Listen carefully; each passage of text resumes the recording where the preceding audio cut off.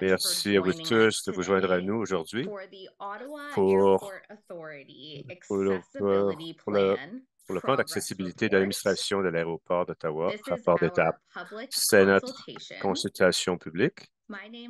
Mon nom est Ashlyn O'Hara et je suis avec ProHera et nous aidons les autorités aéroportuaires avec le processus de consultation. Aujourd'hui, vous allez entendre un message de bienvenue de l'aéroport. Nous allons passer au niveau des répartitions des responsabilités avec les opérations aéroportuaires et puis nous allons fournir un rapport d'état du plan d'accessibilité. Puis nous allons examiner les 7 domaines d'action clés. Puis nous allons vous fournir une mise à jour du progrès. Également, poursuite du plan d'action. Et puis, le plus important, nous allons passer la parole à vous tous afin d'obtenir votre rétroaction. Maintenant, je vais passer la parole à Sandra à l'aéroport d'Ottawa pour son message de bienvenue. Mais d'abord, j'aimerais décrire l'image qui était sur la diapo. Cela indique à l'aéroport, ça indique un vol un agent d'écran de disponibilité des vols à l'aéroport. C'est pour remplacer tous les toutes les écrans d'habitude qui sont accrochés au plafond. Et puis maintenant, les gens m'écoutent les dispositifs mobiles afin d'avoir, d'être plus près, d'être capable de lire les renseignements concernant les vols. Également, les avantages d'accessibilité également pour tous les types de handicap. Merci à vous. Et la parole à toi, Sandra. Bonjour à tous. Merci beaucoup de prendre le temps d'être avec nous aujourd'hui. J'aimerais remercier Ashlyn et l'équipe de ProHera d'agréer l'autorité aéroportuaire pour sa deuxième consultation annuelle au niveau de l'accessibilité. Les autorités aéroportuaires s'engagent à offrir un service accessible à tous les passagers, les membres de la communauté. Nous avons invité aujourd'hui afin de vous rendre compte des progrès au cours des dernières années au niveau de l'accessibilité dans nos espaces, processus et infrastructures. Le 1er juin 2023, nous avons publié notre premier plan d'accessibilité. Ce plan de 3 ans a créé le cadre pour faire de l'aéroport un des plus grands services de transport de services aéroportuaires. Et en juin, l'autorité va publier ses premiers de 2 rapports de progrès. Nous avons travaillé diligemment afin d'atteindre plus grands objectifs pour s'engager pour l'année passée. Aujourd'hui, nous sommes fiers de vous présenter le rapport. Que ce soit un passager, un employé de l'aéroport, un membre de comité avec l'expérience, les membres des groupes de revendication pour l'accès, pour les professionnels et tout. Nous valorisons que votre rétroaction. Nous accueillons vos questions, également afin de pouvoir voir, voir ce qu'on peut faire pour vous aider. Merci beaucoup. Merci, Sandra. Maintenant, nous allons commencer par décrire les répartitions des responsabilités entre l'aéroport, l'autorité aéroportuaire et ses partenaires. L'administration en soi est responsable pour l'assistance de la bordure au comptoir d'enregistrement. Ils sont responsables pour l'environnement bâti, c'est que la signalisation des toilettes et des sièges. Il y a encore plus. Les autorités responsables également pour le site web de l'aéroport, yow.ca, et également ses médias sociaux. Et puis, l'aéroport est responsable également pour tous les programmes et services d'accessibilité. autre que l'accompagnement des personnes à mobilité réduite, de l'enregistrement à la porte d'embarquement. Cela se fait avec nos partenaires, les sociétés aériennes. Donc, l'aéroport est responsable de l'assistance à la mobilité des passagers lors de l'enregistrement à la porte et l'embarquement et à bord.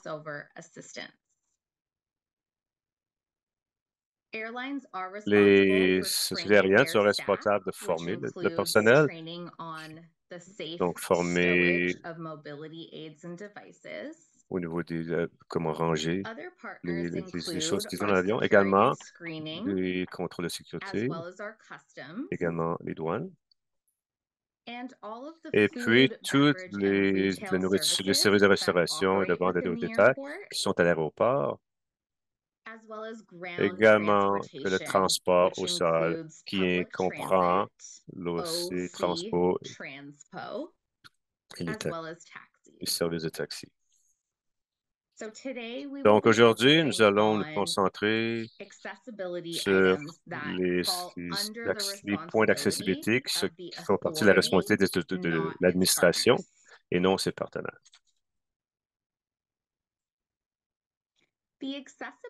Donc, le rapport d'étape du plan d'accessibilité donne une mise à jour sur la progression depuis la progression de son plan, qui, comme Sandra a mentionné, a été publié le 1er juin de l'année dernière. Nous également on fait mise à jour au niveau de la réalisation en matière d'accessibilité et mise à jour de nos engagements qui fait partie du programme d'accessibilité. Également, l'année dernière, le rapport de progrès avait une poursuite du plan d'action visant à éliminer les obstacles. Le rapport de progrès fait partie des exigences de la loi sur le Canada accessible et du règlement sur la planification et les rapports concernant les transports accessibles de l'Office du transport du Canada. Et ces règlements indiquent les 7 domaines d'action clés qui font partie dans le plan d'accessibilité et le rapport de progrès, rapport d'étape. Cela comprend la conception des prestations des programmes et services, des technologies de l'information et des communications, autre que l'information technologie, la technologie de l'information et l'approvisionnement en biens, services et installations, transport, emploi et environnement bâti. Maintenant, nous allons fournir une mise à jour sur les progrès de l'aéroport d'Ottawa, également ces 7 domaines d'action clés, en commençant par la conception et prestation des programmes et services. Nous avons l'intégration des discussions sur l'accessibilité, les engagements et la rétroaction dans les réunions mensuelles de la direction et des équipes, afin de garder l'accessibilité à l'esprit. Également, nous avons création d'un comité DEI et l'élaboration d'un plan DEI pour 2024. Nous avons créé un comité de consultation interne sur l'accessibilité du personnel ou pour le personnel. Et nous avons joint l'adhésion au programme Tournesol de Hidden Disability. Ce programme offre les personnes, les partenaires, les regards d'administration qui sont en contact avec le public et porter un genre de collier qui leur permet d'avoir plus de temps ou plus d'aide qu'à l'aéroport. Également, nous avons formé les employés à l'aéroport et nos partenaires afin Donc, donc, les employés qui font face à des problèmes qui ont été formés, sur le tournesol d'une disabilité. Nous avons commencé à explorer les études d'options des systèmes GPS sur l'aéroport. Ce sont des applis, par exemple, Be My Eyes, qui aident les voyageurs et les visiteurs qui sont aveugles ou malvoyants. Maintenant, si on passe à la technologie de l'information, nous avons rehaussé notre point de partage. Nous ajoutons cadre de projet, modernisation technologique de l'information améliorant les fonctions d'accessibilité. On a également fait l'ajout d'exigences d'activité aux services logiciels et mise en place des politiques pour suivre le progrès des demandes d'accessibilité liées aux technologies de l'information. Également, nous avons commencé des travaux sur le nouveau site Web où on vise la conformité avec l'APHO et au WCAG 2.1 niveau AA. Et notre déploiement est prévu pour l'été. On l'attend bientôt. On espère cet été 2024.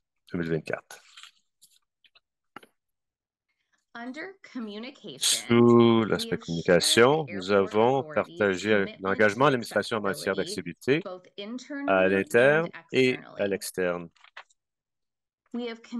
Nous avons mené des réalisations d'examen annuel, de l'accessibilité des plans d'intervention auprès des passagers et des plans d'action, plans d'urgence de l'aéroport, afin de s'assurer que les gens avec certains handicaps ont été inclus. Nous avons fait la promotion du programme Tournesol de Hidden Disability pendant la semaine des handicaps invisibles. Nous avons fait la promotion du processus d'assistance à la bordure lors de la Semaine nationale de l'accessibilité.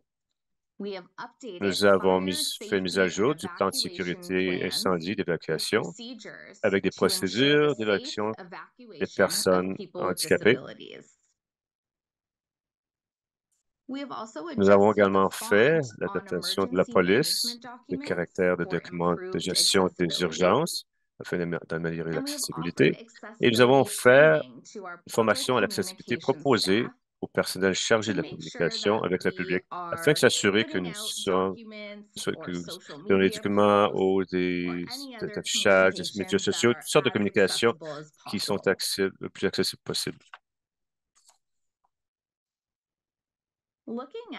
Quand on regarde à notre approvisionnement dans biens, services et installations, nous avons fait un examen des contrats de l'administration pour s'assurer qu'ils incluent les exigences en matière d'accessibilité. Donc, ce que cela veut dire, c'est que tout fournisseur ou service de prestation, quoi que ce soit à l'aéroport, doit satisfaire certaines exigences d'accessibilité.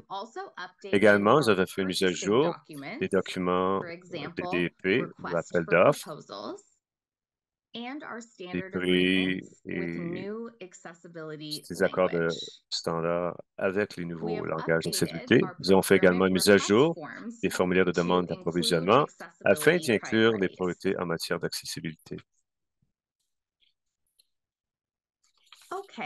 Maintenant, au sous-emploi, nous avons fait une réactualisation des offres d'emploi afin d'encourager les personnes handicapées à postuler.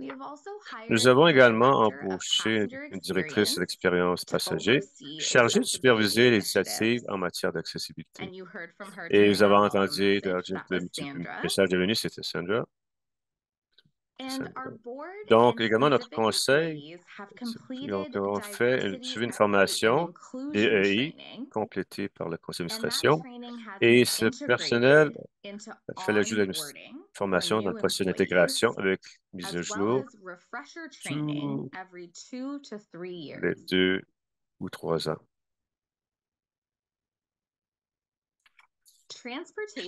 Au niveau du transport, nous avons fait la réalisation d'une étude sur le stationnement afin de déterminer où l'administration agrandirait le stationnement.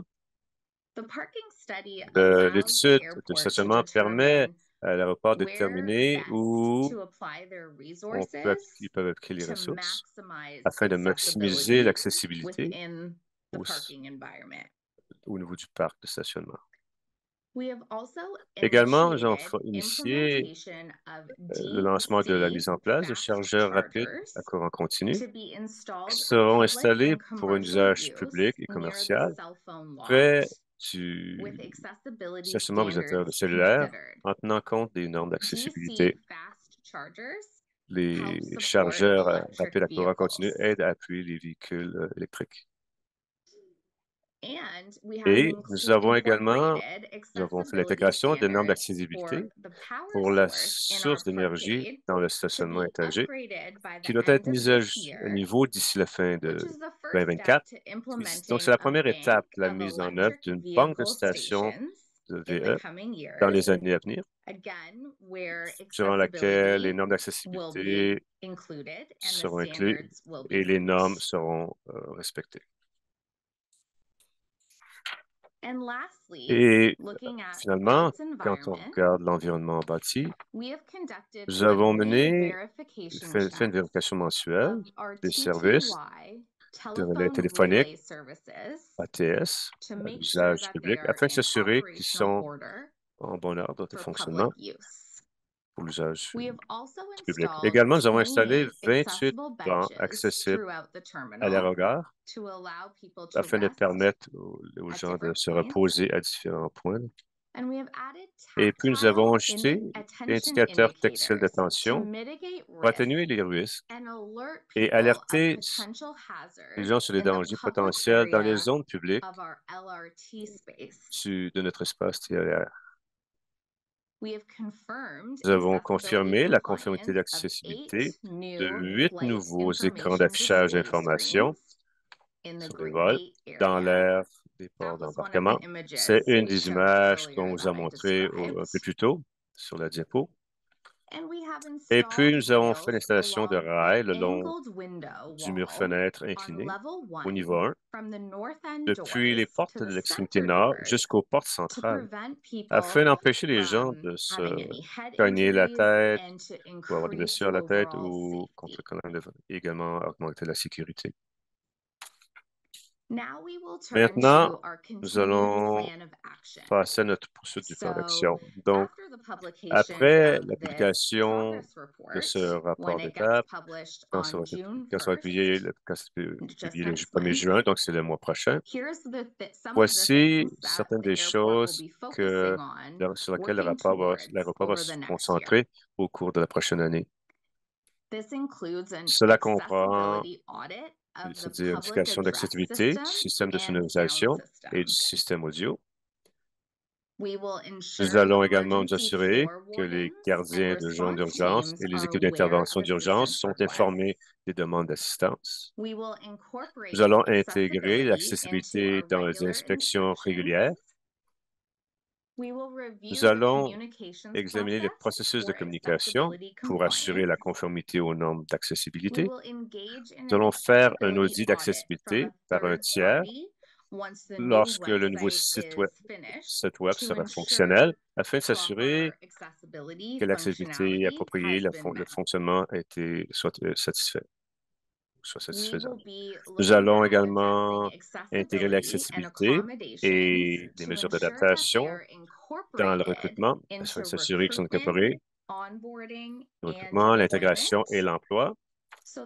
Donc, cela vise à améliorer l'offre d'emploi, l'entretien, les offres d'emploi, l'orientation, afin de faciliter l'accès aux gens avec certains handicaps. Également, nous allons intégrer l'accessibilité dans la planification des projets et nous allons ajouter des sous-titres codés aux vidéos et du texte ALT aux images. Et puis, on consacrer un budget à l'accessibilité de la signalisation et de l'orientation. Il y a beaucoup plus de projets d'accessibilité qui sont en cours, mais ce sont des faits saillants sur lesquels on va se concentrer l'année prochaine.